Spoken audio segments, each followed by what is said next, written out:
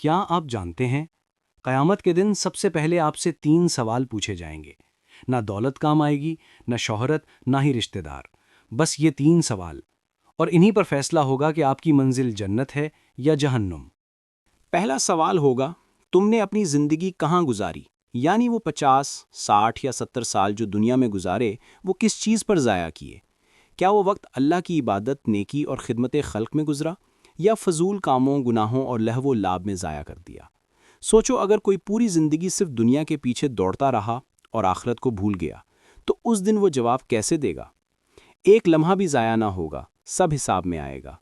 یہی وجہ ہے کہ نیک لوگ کہتے تھے، زندگی ایک امانت ہے اور قیامت کے دن اس کا پورا حساب دینا ہے۔ پھر دوسرا سوال ہوگا، تم نے جو علم حاصل کیا اس پر کتنا عمل کیا؟ علم صرف کتابیں پڑھنے یا قرآن سننے کا نام نہیں، اصل علم وہ ہے جو انسان کی زندگی بدل دے۔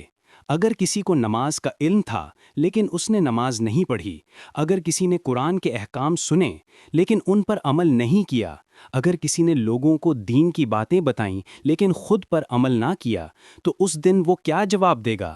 علم ایک بوجھ ہے، اور قیامت کے دن یہ بوجھ یا تو روشنی بنے گا یا وبال۔ اور تیسرا سوال ہوگا، تم نے اپنا مال کہاں سے کمایا اور کہاں خرچ کیا؟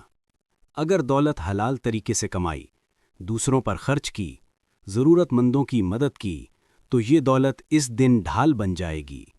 لیکن اگر کسی نے حرام کمایا، دوسروں کا حق کھایا، ظلم کیا، یا صرف اپنی خواہشات پر خرچ کیا، تو یہ دولت آگ بن کر لپٹ جائے گی۔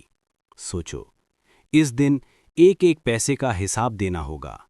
کسی کے پاس جواب نہ ہوا تو اس کا انجام بہت سخت ہوگا۔ 3 سوال: عمر کہاں گزاری، علم پر کتنا عمل کیا، مال کہاں سے کمایا اور کہاں خرچ کیا، یہ ہماری پوری زندگی کا خلاصہ ہیں۔ قیامت کے دن کوئی بہانہ نہیں چلے گا، کوئی سفارش کام نہیں آئے گی۔ اس لیے ابھی سے تیاری کریں، کیونکہ کل شاید وقت نہ ملے۔ یاد رکھو، نجات صرف انہی کے لیے ہے جو آج ہی ان 3 سوالات کا جواب تیار کر لیں۔